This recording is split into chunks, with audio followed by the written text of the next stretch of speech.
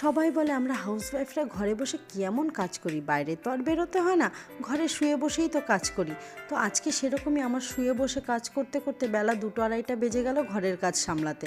তারপরে খাওয়া দাওয়ার পরে এতটাই ঘুম পাচ্ছে, কিন্তু ঘুমালে চলবে না। আমি সংসারের কাজের ফাঁকে নিজের মনের মতন একটা কাজ বেছে নিয়েছি, যেটা আমি ঘরে বসেই করি।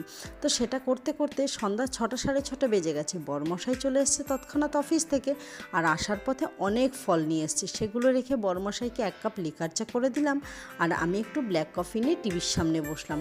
তারপরে হঠাৎ দেখি রাস্তা দিয়ে আমাদের সামনের বাড়ি পুচকুটা যাচ্ছে।